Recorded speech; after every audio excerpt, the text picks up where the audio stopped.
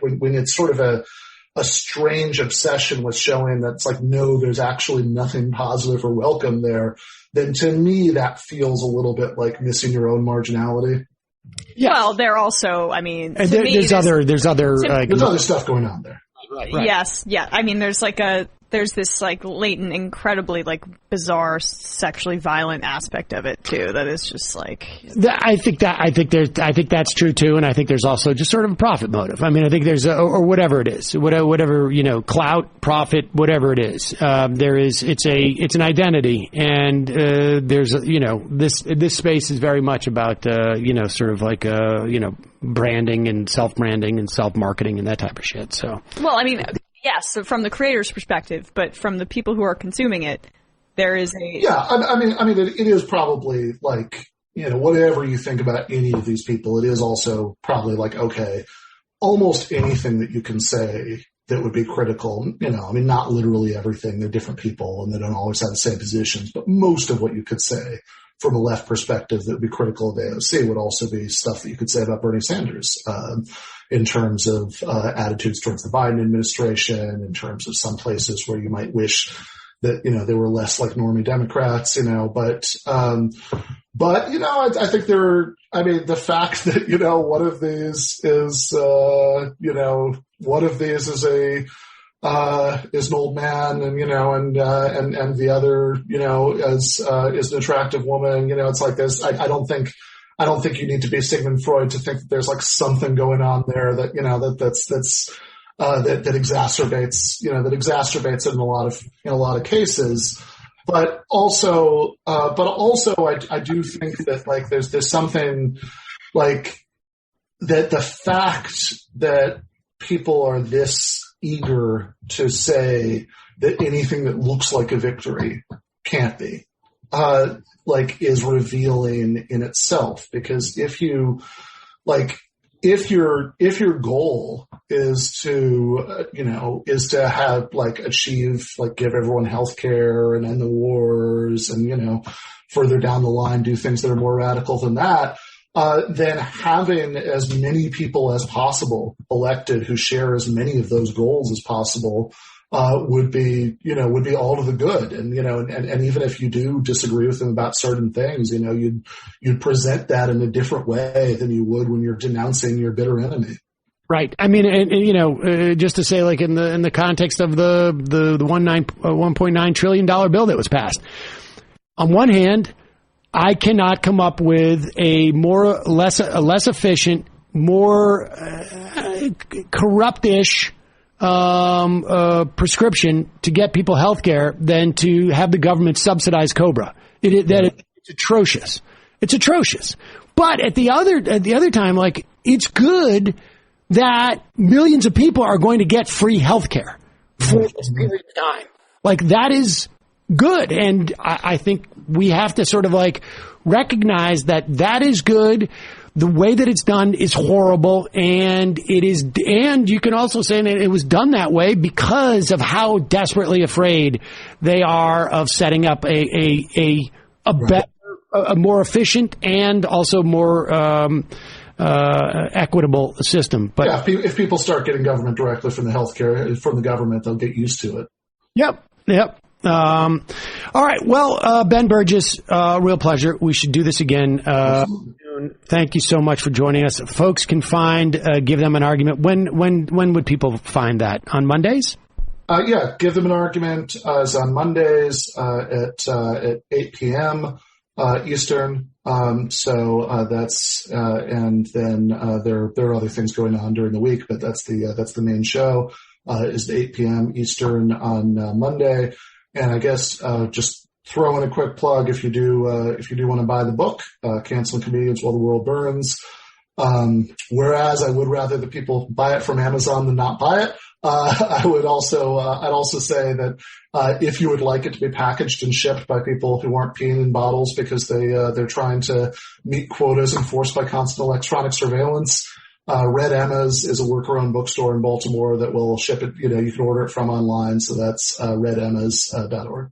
All right, we'll put a link to the book at Red Emma's in the podcast description and the YouTube description. And we'll also just throw in a link to some folks we know who just pee in bottles, and we'll send those to you.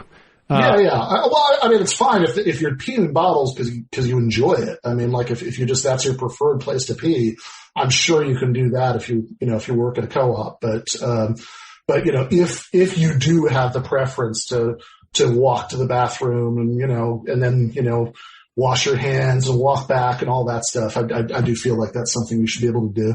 I'm glad as a show we're normalizing the peeing bottle fetish, right? I mean, so many people close to me have told me it's like, this whole Amazon fight, right? It's caused real discrimination.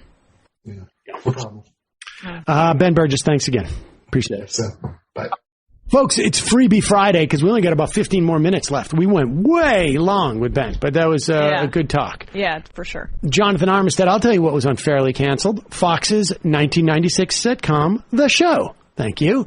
It was a great show about race relations in a writing room of a late-night TV show and had a fantastic episode where the lead character was going to stick it to the censors by doing a monologue naked. Seriously, though, can we come up with another term besides cancel culture? It just sounds so silly. I don't mean to be pedantic, but do people who practice this find pride in culture of canceling something? Would you all be open to playing Emma's Gravel? Shoot, it just went away.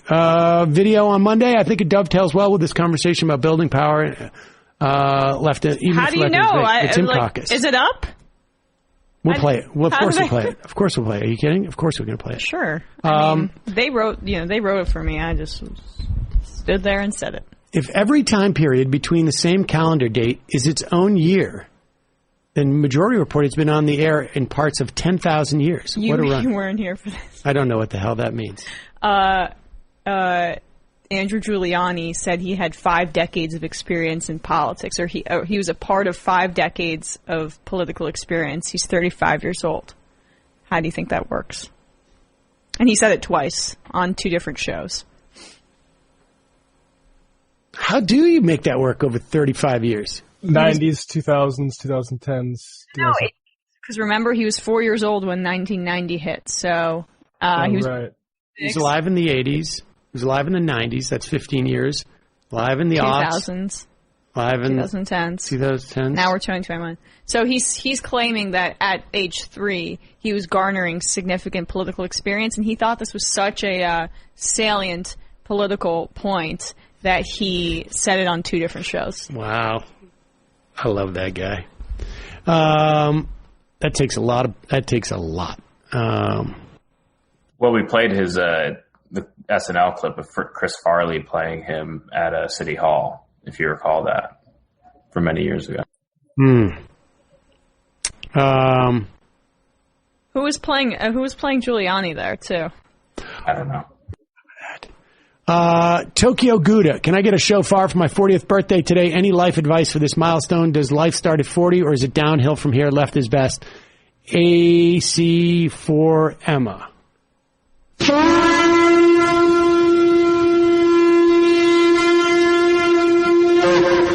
Life does not start at 40, but it's pretty good at 40. But it does get downhill, but not quite that yet.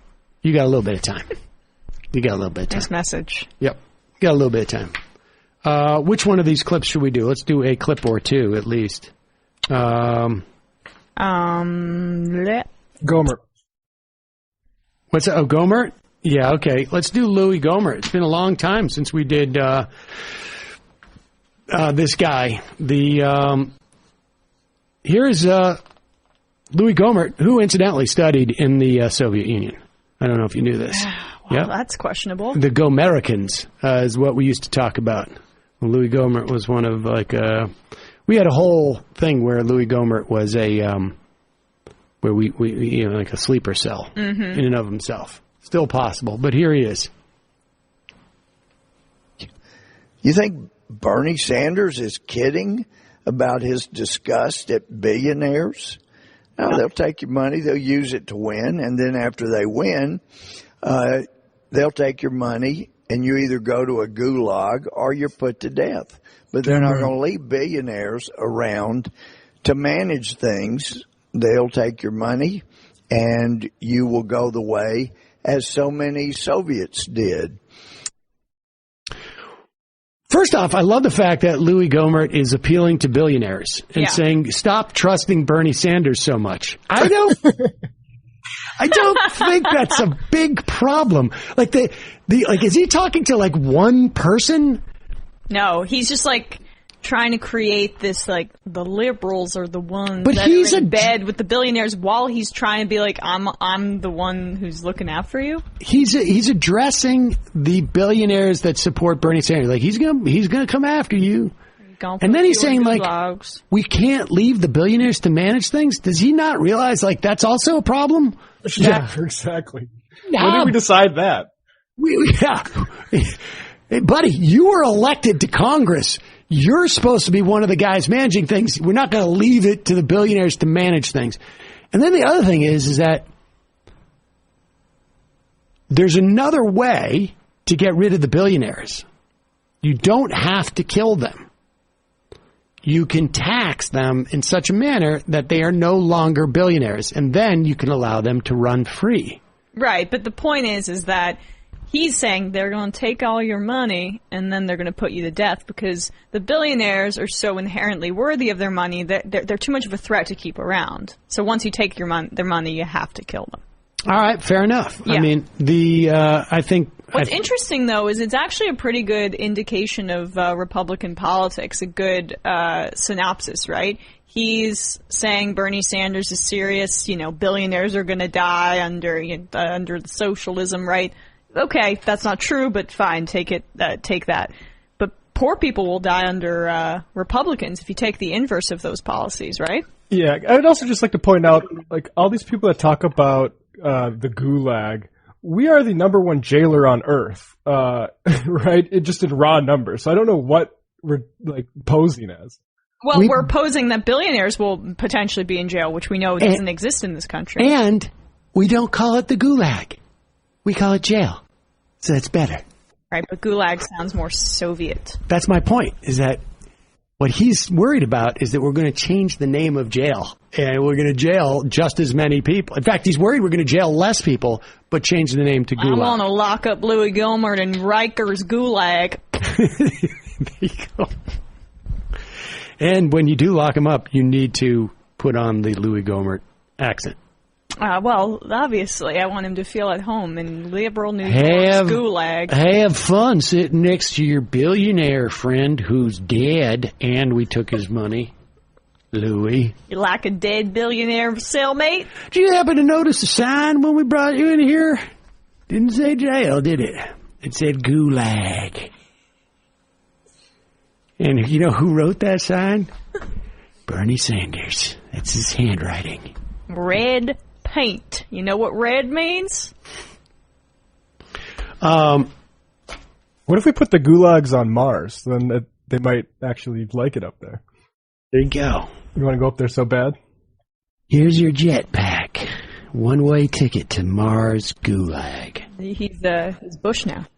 Gomer's district is also in the bottom third of poorest districts in Texas. That's because we won't let a billionaire manage it. All right. This is pretty good. Kevin McCarthy has some problems with math.